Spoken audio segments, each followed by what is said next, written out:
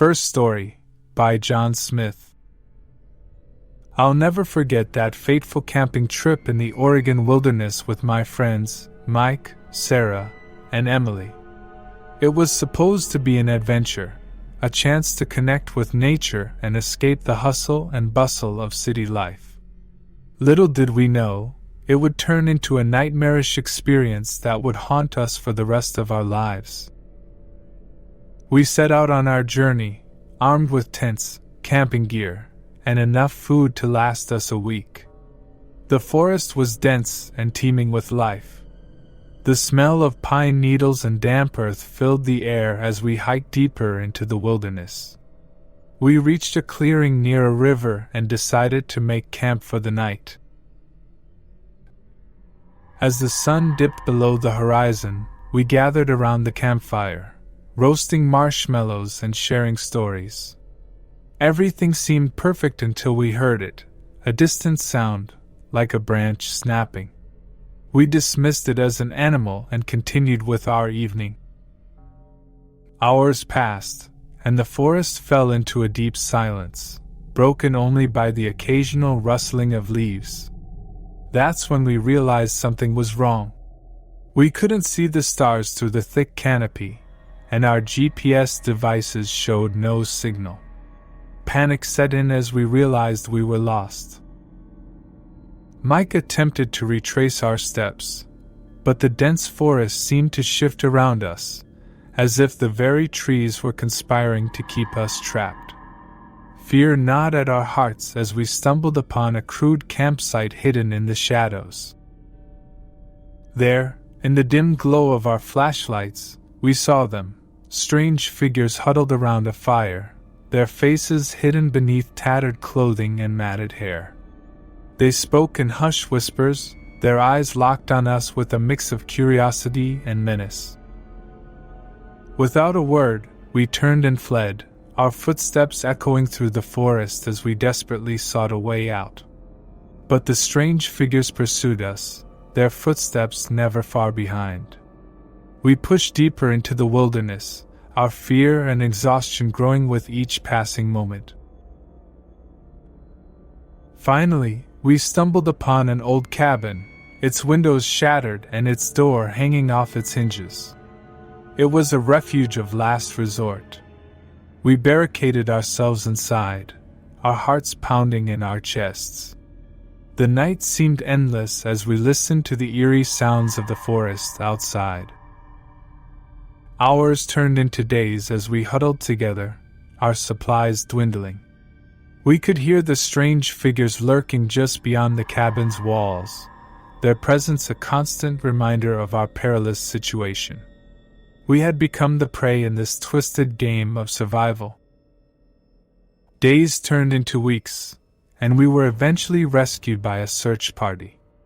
They found us in a state of exhaustion and terror, our minds forever scarred by the horrors we had witnessed. To this day, I can't shake the feeling that the forest itself had conspired to keep us trapped, and those strange figures were just its guardians, watching and waiting for the next group of lost souls. Second story, by Emma Johnson. It was a chilly autumn weekend when my college friends and I decided to go camping in Allegheny National Forest, Pennsylvania. We were all thrilled about the idea of spending a few days immersed in the beauty of nature, but little did we know that our adventure would take a sinister turn. We set up camp near the tranquil Minister Creek, the sun casting long shadows through the towering trees. The forest seemed serene and inviting as we gathered around the campfire, the crackling flames keeping the darkness at bay. The first night was uneventful, filled with laughter, ghost stories, and the occasional rustle of small animals. But on the second night, things took a terrifying twist. As we sat around the fire, we noticed an eerie silence had settled over the forest. No birds chirped, and the wind had died down completely. It felt as if the woods were holding their breath. Out of the corner of my eye, I saw a shadowy figure dart between the trees. I dismissed it as a trick of the light, but the unease in my chest only grew stronger. Our once jovial group fell into a tense silence as we scanned the dark forest around us, trying to make sense of the oppressive atmosphere. As the hours passed, we began to hear soft whispers, like the wind brushing through leaves. But it wasn't the wind, it was something far more sinister, whispers in a language we couldn't understand. Panic spread through our group like wildfire as we realized that we were not alone. The forest seemed to close in around us, and the shadows deepened. We tried to pack up our gear and make a hasty retreat, but our flashlights flickered and died. We were plunged into pitch darkness, our only source of light the feeble glow of the embers in our extinguished campfire. Suddenly, we heard the unmistakable sound of footsteps, coming closer and closer. We huddled together, fear gripping our hearts, and then they emerged from the darkness, figures cloaked in tattered clothing, their faces obscured by shadows. Without a word, they advanced toward us, their movements deliberate and menacing. We stumbled backward, trying to escape, but it was as if we were trapped in a nightmare. We couldn't find our way out of the forest, and the figures seemed to be herding us deeper into its heart. Hours turned into days, and we lost all sense of time and direction. Our supplies dwindled, and exhaustion weighed heavily upon us. It became clear that our tormentors had no intention of letting us go. Eventually, a rescue team found us, disheveled and terrified, but the strange figures were nowhere to be seen.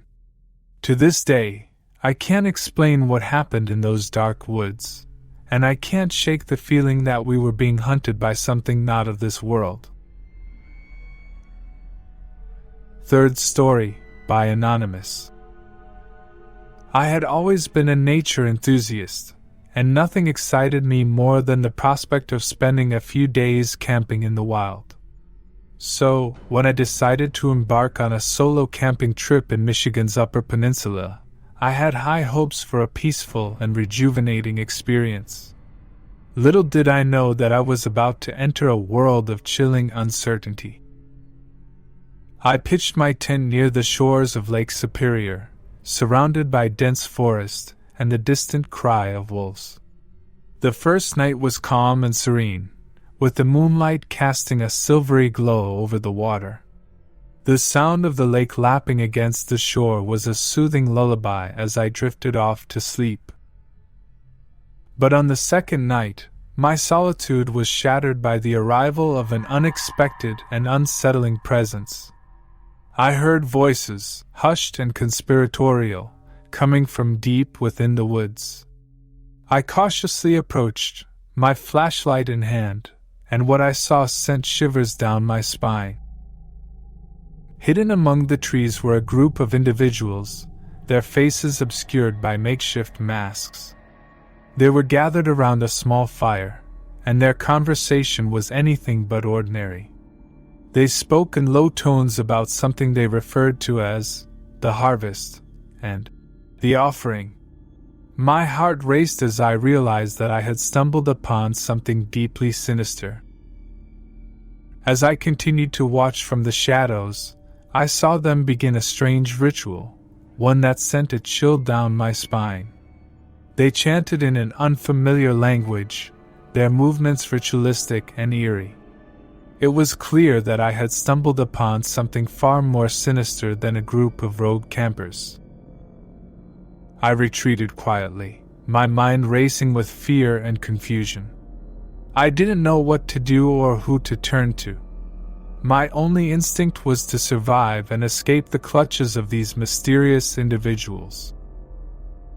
Over the next few days, I made my way through the dense forest, always staying one step ahead of the strange group. They seemed to be searching for something, and I had unwittingly become a part of their twisted game.